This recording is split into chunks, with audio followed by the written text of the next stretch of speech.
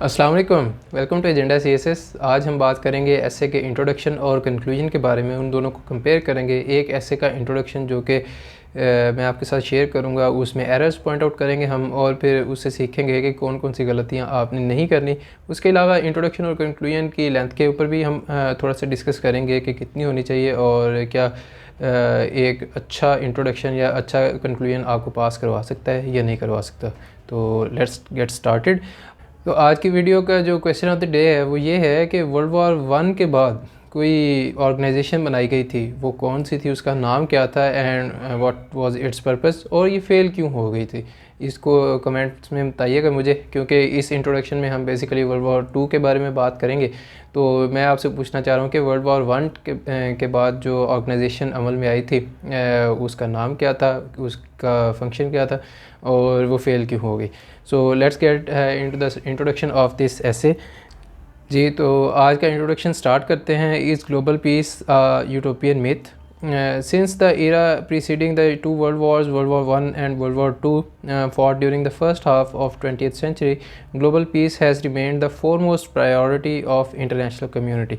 अच्छा, बात यह है कि इंट्रोडक्शन चूँकि मैं ऑलरेडी पूरा पढ़ चुका हूँ, तो आप जो बात कर रहे हैं उसका दूसरे के साथ लिंक डायरेक्ट होना चाहिए। अगर आप कह रहे हैं कि era preceding the two world wars, तो उसके बारे में आप बात करेंगे, जबकि आगे अगर हम इनका इंट्रोडक्शन पढ़ते हैं तो उसमें सारी एग्जांपल्स, सारा फ्रेमवर्क जो आप डिस्कस करते हैं, खैर उसमें भी फ्लॉज हैं, तो सारा फ्रेमवर्क जो आपने डिस्कस किया है वो पोस्ट वर्ल्ड वॉर टू है। तो इन दोनों में कंट्राडिक्शन नहीं होनी चाहिए। या तो आप फिर फॉलोइंग लिखना चाह रहे थे, since the era following the two world wars, ये आप लिखना चाह रहे थे, फिर ये ठीक होगा। अगर ये प्रीसीडिंग है तो फिर ये गलत है या फिर इनकोहेरेंट है। सो बेहतर है कि सारे को स्ट्रीमलाइन रखें, कन्फ्यूजन्स ना क्रिएट करें। खैर, however, is the international resolve really aimed at achieving peace or global peace is just a utopian myth? इधर आपने दो सवाल किए हैं, दो अपोजिट सवाल हैं कि क्या ग्लोबल पीस अचीव हो सकता है या फिर ये एक यूटोपियन मिथ है। तो the answer is a nodding yes, this is a blunder. In my opinion this is a blunder. The point is के आपने दो सवाल किए हैं और दोनों का जवाब एक दे दिया है कि जी नॉडिंग येस। किस चीज़ का जवाब है? ये यूटोपियन मिथ का जवाब है या फिर ग्लोबल पीस अचीवेबल है उसका जवाब है। सो अपने आंसर में क्लैरिटी रखें। जब तक आपके एसे में, आपके इंट्रोडक्शन में क्लैरिटी नहीं आएगी, you will not be able to pass this, I can guarantee. So आप जो बात कहना चाह रहे हैं, मेक श्योर कि अगली बात का मतलब वही निकल रहा हो। आप ऐसा नहीं कर सकते कि आपने दो सवाल रेज़ किए हैं और दोनों का आंसर आप येस कर दें और एक्सपेक्ट करें कि examiner will be able to understand your emotions और योर फीलिंग्स। नहीं, ऐसा नहीं है। सो मेक इट क्लियर ताकि आप एकेडमिक राइटिंग में एक अच्छे राइटर के तौर पे उभरें और जो एग्जामिनर है वो आपको एक अच्छे राइटर होने की निस्बत से अच्छे number they they. The emergence of liberal world order in the aftermath of the World War II। अच्छा, वर्ल्ड वॉर टू के ऊपर मैंने दायरा इसलिए लगाया हुआ क्योंकि टू हम जो हैं वो रोमन में लिखते हैं। So write in that world war जब भी हम लिखते हैं टू दूसरी तरह के लिखते हैं। और emergence of liberal world order, liberal world order नहीं जनाब, वर्ल्ड वॉर टू के बाद इस्टेब्लिश हुआ। अगर आपने आईआर पढ़ी हुई है या उसका नॉलेज यूज़ करना चाहें तो यूज़ इट करेक्टली। ऐसा नहीं है कि आपने दो तीन वर्ड्स सुने हैं and you just want to use them anywhere whether correctly और incorrectly. So world war two के बाद न्यू लिबरल वर्ल्ड ऑर्डर या न्यू लिबरल फ्रेमवर्क जो है इस्टेब्लिश किया गया था। वर्ल्ड वॉर टू के बाद आपको पता है दोनों तरह की थेरीज आ गई थी, न्यू लिबरलिज्म और न्यू रियलिज्म। तो यहाँ पे जो आप बात करना चाह रहे हैं वो न्यू लिबरलिज्म है और बेसिकली न्यू लिबरल इंस्टीट्यूशनलिज्म जिसको हम कहते हैं कि इंस्टीट्यूशंस जो हैं they can be the panacea for all the human problems और द स्टेट्स प्रॉब्लम्स। उससे कलेक्टिव गुड भी हम हासिल कर सकते हैं, उससे आर्म्स रेस जो है वो भी मिनिमाइज़ हो सकती है, etcetera etcetera. So use new liberal internationalism या फिर न्यू लिबरल इंस्टीट्यूशनलिज्म, जो भी आप कहना चाहें, in the aftermath of the World War II has significantly enhanced the prospects of peace, global peace. Contrarily, in the past, wars had remained unrestricted and unregulated due to the absence of any international organization to hold countries accountable for war crimes. In the contemporary world, the emergence of numerous international organizations based on liberalism again galat hai, neoliberal ideology, has remarkably reduced the potential of warfare नहीं, war या conflict। Despite the ongoing conflicts in Afghanistan, the India-Pakistan rivalry centered around Kashmir dispute, the Middle Eastern crisis, and the US-China confrontation on multiple fronts, the possibility of global peace is still far brighter than the past. कैसे फार brighter है? एक तो ये question है कि जनाब आपने 4-5 disputes गिनवा दिए हैं, तो ये तो आपके आर्गूमेंट के बिल्कुल अगेंस्ट जा रहा है. Like you are simply giving examples that are contrary to your argument, but you are still saying कि जनाब ग्लोबल पीस जो है वो बहुत ज़्यादा पॉसिबल है या उसके प्रॉस्पेक्ट्स बहुत ज़्यादा हैं. ये एक ब्लंडर है. तो डू नॉट डू दिस. इस तरह नहीं करना कि you grab examples from the other side of the aisle and you expect them to work for yourself. नहीं, ऐसा नहीं है. आपने अपने आर्गूमेंट को सपोर्ट करना है अपनी एग्जांपल्स के साथ, उससे रेलिवेंट एग्जांपल्स होने चाहिए. वर्ल्ड पीस क्यों पॉसिबल है जी?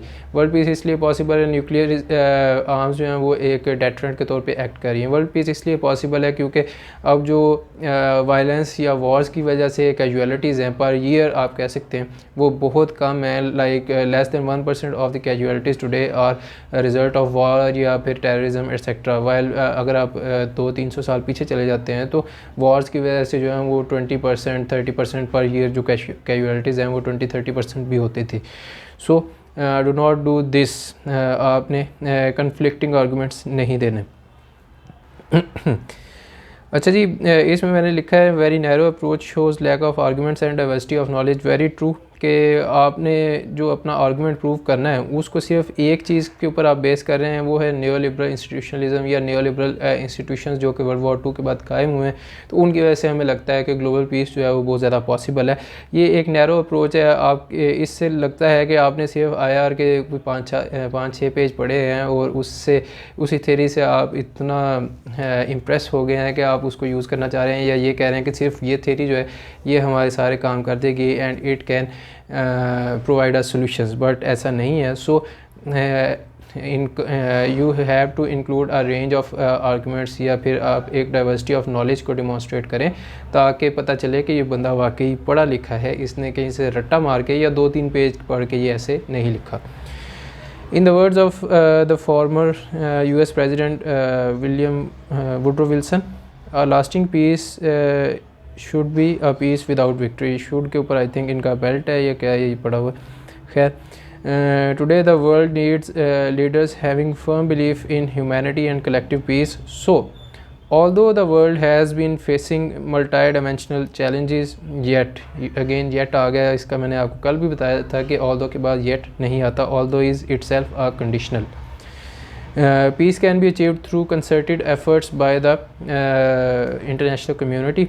तो यहाँ तक इनका इंट्रोडक्शन हो गया. ओवरऑल आई कैन से कि इंट्रोडक्शन की लेंथ ठीक है, बट जो इनका मटेरियल है इंट्रोडक्शन का वो थोड़ा सा वीक है. उसमें एक न्यू लिबरलिज्म सिर्फ नहीं आती, उसमें दूसरे भी फैक्टर्स आप इंक्लूड करते हैं. आपको चाहिए कि आप युवाल नोआ हरारी को पढ़ें. उसने भी वॉर के बारे में बड़े अच्छे आर्गूमेंट्स दिए हैं. उसमें आपको काफ़ी चीज़ें मिल जाएंगी. ग्लोबल पीस को इस्टेब्लिश करने के बारे में भी और आर्गूमेंट्स भी मिल जाएंगे. So there is that.